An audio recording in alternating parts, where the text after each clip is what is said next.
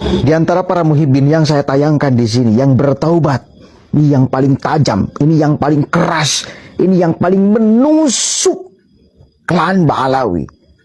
Dan satu lagi, ini yang paling berpotensi besar mentransfer kesadaran kepada seluruh muhibbin, membungkam mulut Hanif, Rizik, Bahar, Taufik As-Sagaf.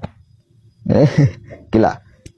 Hanya ini kuncinya. Buka pikiran Anda, lalu Anda akan menemukan secercah cahaya kebenaran, lalu Anda akan masuk di sana. Coba dengarkan ya, dengarkan sama-sama nih. Sahabat yang masih mencintai negara kesatuan Republik Indonesia, ayo kita sama-sama untuk terlibat mencerdaskan umat, bukan malah umat dibodoh-bodohkan atau dibodoh-bodohi. Alhamdulillah saya bertaubat dari muhibbin setelah belasan tahun menjadi muhibbin, dan sekarang saya sadar dan bertobat. Dan saya akan berbicara beberapa hal, semoga ini menjadi inspirasi bagi sahabat semuanya, termasuk bagi para muhibbin yang masih mencintai dan membela mati-matian para imigran Yaman atau yang disebut dengan Ba'alawi atau dengan habaib yang ada di Indonesia. Sahabat, kita sudah mafhum semuanya, bahkan ini berlangsung sudah 100 tahun lebih lah, 145 tahun lebih. Cuma mulai boomingnya tentang habaib itu semenjak kemunculannya Front Pembela Islam, ya, yang dibawa oleh Rizik Syihab. Kenapa saya sebut Rizik Syihab, nggak pakai Habib Rizik Syihab atau doktor atau profesor? Karena kan ini ajaran beliau sendiri.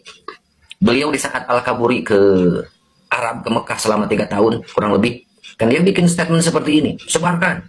Ya, apabila ada dari kaum, ya maksudnya pribumi, tokoh-tokoh nasionalis yang punya gelar jangan dipakai gelarnya, profesor jangan dipakai profesornya, kiai haji jangan dipakai kiai hajinya, apapun titel jabatannya jangan disebutkan, langsung aja panggil nama.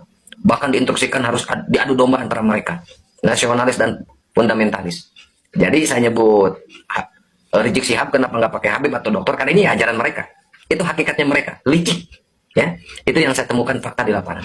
Kenapa saya semakin mantap dan yakin bertaubat dan lebih memilih untuk bersama berjuang dengan Laskar Sabilillah dan PWI, ya, Perjuangan Wali Songo Indonesia, karena saya melihat faktor apa yang terjadi di lapangan. Saya terus terang belum pernah membaca tulisannya Kiai Imaduddin, ya, tentang tesis tersebut. Saya jujur gak pernah baca. Cuma saya tahu bahwa polemik nasab ini mencuat dan selalu masuk ke beranda. Akhirnya saya penasaran apa yang terjadi dengan polemik nasab ini. Ya, saya akhirnya cross check dan melek melihat kenyataan dan fakta. Kenapa pribumi sampai bergerak ngasip seperti itu? Ada apa gerangan? Ternyata saya menemukan. Kan mereka di framing, di labeli sebagai habaib itu durian Nabi. Yang saya ketahui,